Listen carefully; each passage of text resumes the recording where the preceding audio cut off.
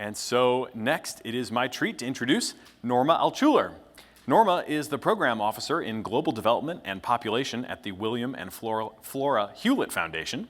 She manages a portfolio of grants designed to increase the use of data and evidence to improve public policies in developing countries, particularly in sub-Saharan Africa.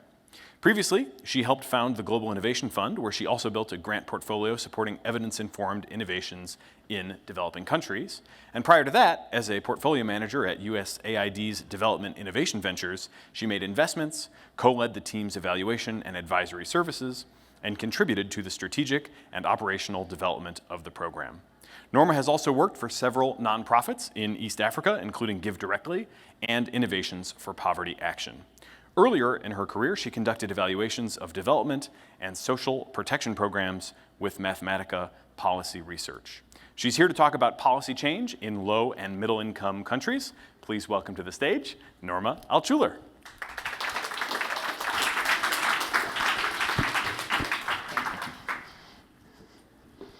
Thanks, Nathan. I'm guessing you're here at 5 p.m. on a Friday because Saturday, even worse, because you, like me and many other effective altruists, spend a lot of time wrestling with the question, what are the most cost-effective ways we can improve the lives of the global poor? For the past few years, our community has been wrestling with the role of policy influence in this process. We've recognized that governments spend trillions of dollars to this designed to improve the lives of the poor, and have started to think about what we can do to help them spend it better. As Nathan mentioned, I've had the opportunity to work in effective altruist organizations like Give Directly and like on deworming. And on the funding side, to oversimplify, for a number of years, my job was to try to find the next deworming. Now my work is much more about trying to change how African governments use data for decision making. Today, I'll share my takeaways for the EA community. So, I'm going to make 3 points. First, that influencing how governments spend money can be very cost effective. But we can only have a chance of making this kind of impact if we're willing to accept a lot of uncertainty. Uncertainty around impact, and uncertainty on what value our donation or our action will add. And one tool that can help organizations be more effective at making impact is flexible funding, which decreases transaction costs and helps organizations seize time-sensitive policy opportunities. Of course, we want to make data-driven decisions, so I'll suggest some data-driven ways to think about flexible funding. But first, how do we maximize impact? 3 years ago, Michael Kremer, father of the randomista movement in development, Harvard professor, and my old boss, spoke at this conference. He proposed this pretty simple formula: the probability of an outcome times the net value of an outcome. As I'm sure Michael would agree, to think about net value, we have to think about a lot of things. And 2 of those things are the impact per dollar and the number of dollars. So where are the dollars? Let's take a minute and look at this figure. In 2017, GiveWell moved almost $150 million.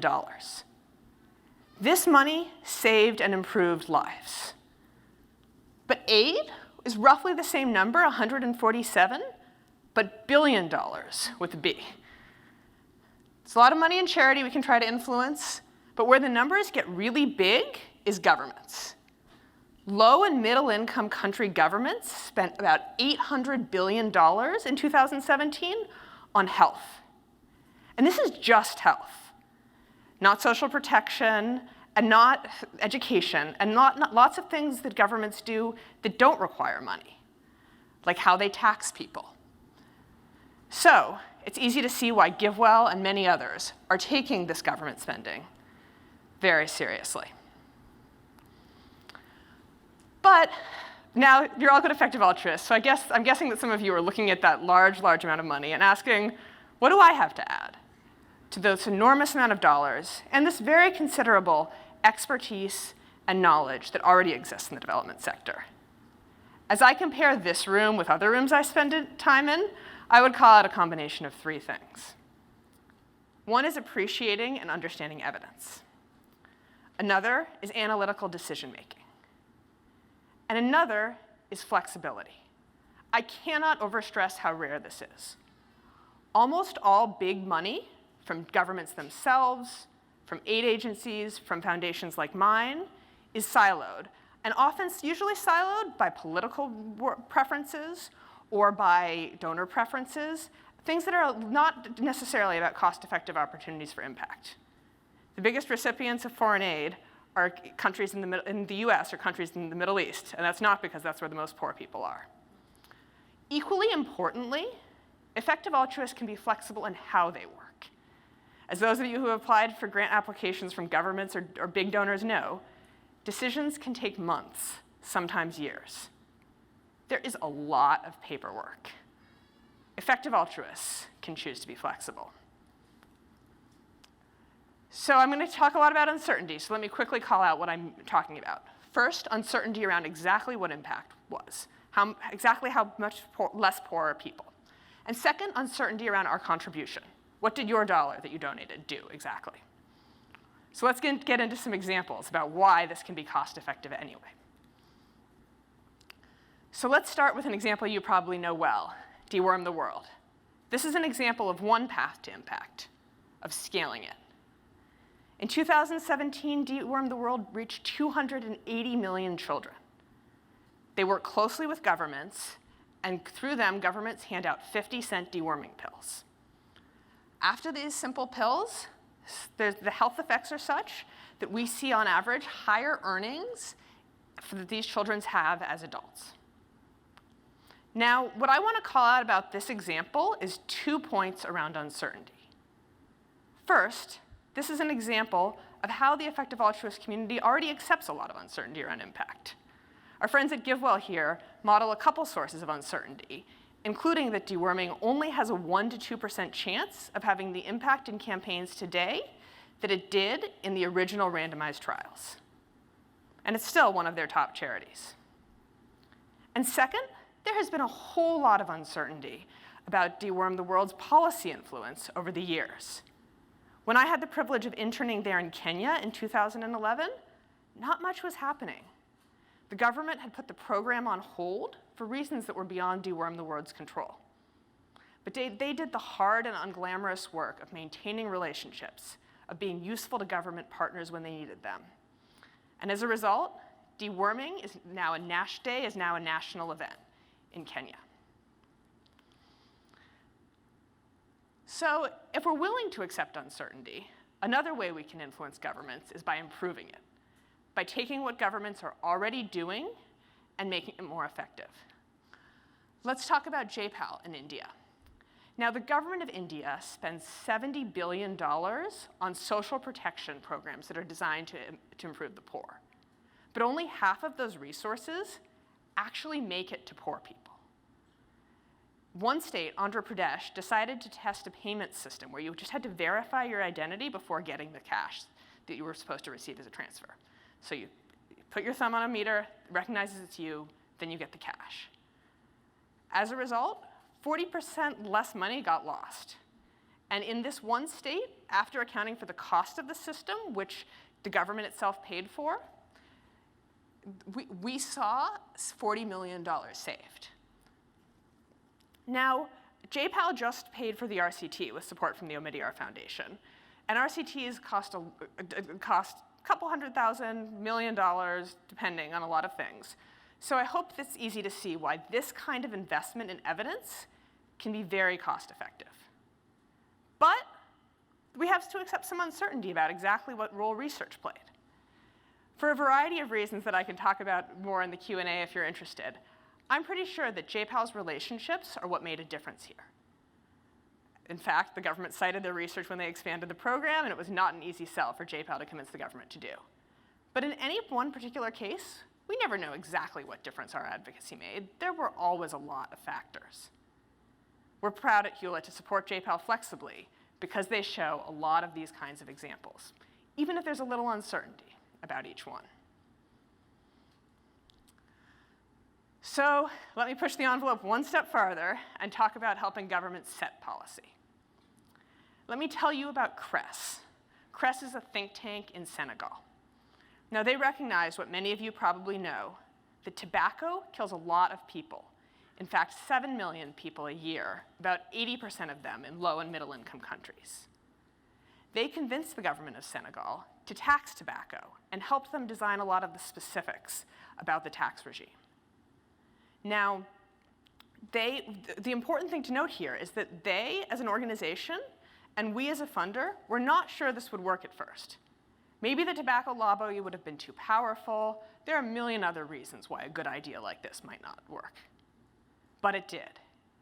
And not only that, with the flexible funding they had from Hewlett, they found an opportunity to influence ECOWAS, which is kind of like the EU of West Africa. And as a result, now 15 countries have agreed to a binding policy directive to tax tobacco, and CRESS is helping them design and implement specific tax policies. So policy advocacy, not that expensive. You can do it for, sometimes it can be done for tens of thousands of dollars, generally hundreds of thousands of dollars. And I hope that this kind of example shows that under some circumstances, it can be effective, cost-effective. So now, let me talk about what I think is the next frontier for effective altruists, influencing how governments themselves use data to make decisions. During my time at Hewlett, I've gotten to meet with a lot of government officials who genuinely want to use data to improve programs. This isn't everyone, but there's pockets within governments of both politicians and civil servants. In Ghana, I heard the vice president give a speech about, of all things, data interoperability. He said that his government needed to invest in data interoperability so they could better use data, so they could better deliver results, because they sure as hell needed results to get elected. And the government has started to put its action where its mouth is. You can read in Vox about the work they're doing on their next census.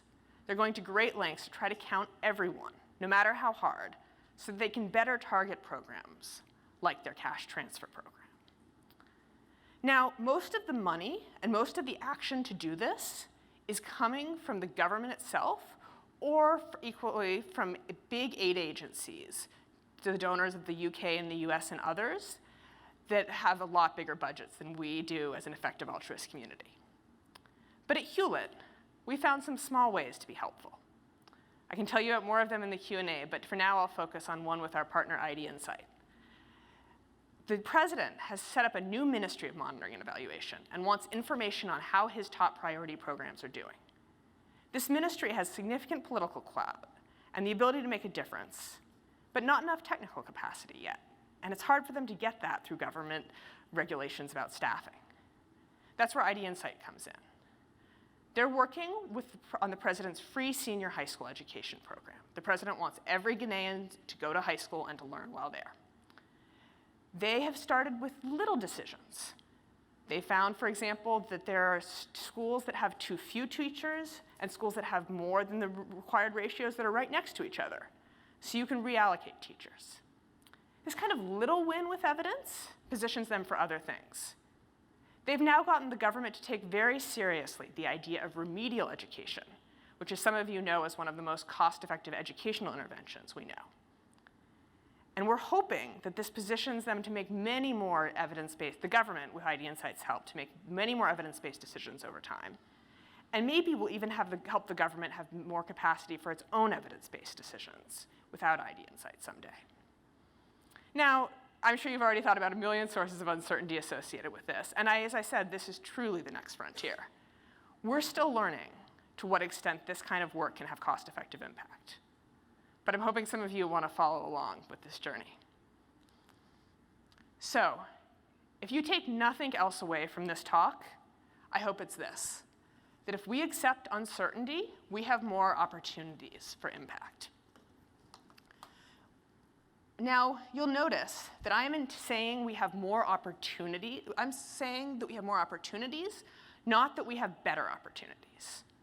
Where you end up on this chart depends in part on your values. How much are you willing to tolerate uncertainty? What are your time horizons? And are you a strict utilitarian? Or do you also put value in democratic governments delivering on the priorities their citizens set out? But I'm pretty sure we have cost-effective opportunities under a strict utilitarian sense across the spectrum. We need to keep doing it as NGOs. we need to keep funding what we know works, like cash transfers. We need to scale it. We need to continue deworming and find more of them. And I hope I've gotten some of you excited about setting it and improving it. As you can see from this simple figure, we have to accept a lot more uncertainty that way, but we can also leverage a lot more dollars. This simple graph isn't about impact, but I hope some of my examples convince you there's potential there. So I want to leave you with a tool that I think will apply regardless of where you end up on this wide spectrum of impact opportunities. Flexible funding decreases transaction costs and can help NGOs respond to time-sensitive policy opportunities. I know this is going to be controversial, so let me say it again. Flexible funding decreases transaction costs and can help you respond to time-sensitive policy opportunities. Let's remember Michael Kremer's formula. The probability of impact times the net value of impact. Essentially, in development, and frankly in life, we take a lot of actions and only some of them matter. That's a lot of what Michael's formula is about. Let's start with a pretty non-controversial answer. Let's go back to deworming pills. Evidence action deworms 280 million kids. And as a result, some of them get much healthier. So much healthier, they make more money later in life. But for a lot of them, there's no impact. They're just the same. And that's OK. The expected value is really high. In fact, as those of you who know deworming quite well know, it's more cost-effective to just deworm kids rather than to test individual kids and see if they have worms and then treat them. Deworming pills are cheap and almost always harmless. And when they have impact, the impact is big. So let's take this one more level higher and talk about evidence action's government partnerships around deworming. Evidence action talks to a lot of governments. Some of those conversations go somewhere and have enormous impact, like in India and in Kenya and many other countries. Sometimes they talk to governments for a couple days, for a couple weeks, for a couple years, and those partnerships don't go anywhere. And that's OK, because if we think back to this formula, the expected value is high. Now, if evidence action had to write a grant application to somebody like me every time they had one of these opportunities, their life would be a lot harder and they would miss a lot of opportunities. When I was there, I saw times when the government needed help in 2 weeks, and I can't write a check that fast. And every hour they spend writing a grant application for me or for donors that are a lot more bureaucratic than me is an hour they're not out achieving real impact in the world. All right, so let's take this metaphor one level higher and talk about initiatives that organizations run. As you'll hear more about tomorrow, JPAL runs something called the Innovations in Government Initiative, which I think and hope will produce a lot more successes like the one I told you about. GiveWell recently made an incubation grant to them. If I understand correctly, they did this essentially by applying this formula. They looked back on the past successes that JPAL had produced, and they concluded that they were big enough in and of themselves to justify the whole endeavor. So now JPAL has flexibility. But before there was JPAL, there was Hewlett. My predecessor looked at, not before JPAL, well that's true too, but before GiveWell, there was Hewlett. My predecessor looked at JPAL, and they didn't have quite the track record they did have today. But thinking along the lines of these formula, decided that they had enough potential for cost-effective impact to make unrestricted support worth it. I want to close with a confession. 6 years ago, GiveWell started asking for unrestricted donations. I sent them an email saying, what exactly is my dollar going to do?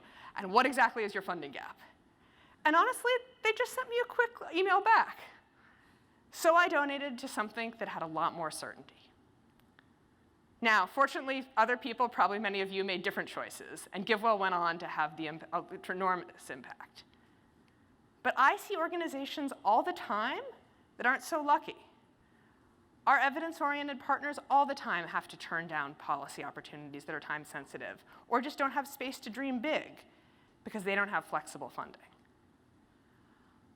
Now, I know that we all are committed to data-driven decision-making, And if I had time, I'd tell you a lot more about the analytical process for deciding on flexible support, but I'll just leave you with a simple checklist. Is there a track record for, or in our case, as with the initial investment in JPAL, potential for cost-effective impact?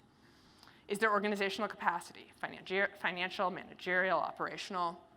And are there clear goals and plans for the organization and for you to assess them? This idea might sound radical, but our friends at Good Ventures have made unrestricted grants to a number of organizations, including by essentially applying the same logic that I talked about. As we all wrestle with the uncertainty that comes around policy influence, and with the opportunity that does too, I hope you won't make the mistake that I made when I decided not to fund GiveWell. I hope that you will recognize that, as I have, that one way to empower, to make change, and one way to advance stewardship, the theme of this year's conference, is to find evidence-driven organizations, give them what they need to succeed, and leave them to get the work done, and learn from what they do. Thank you.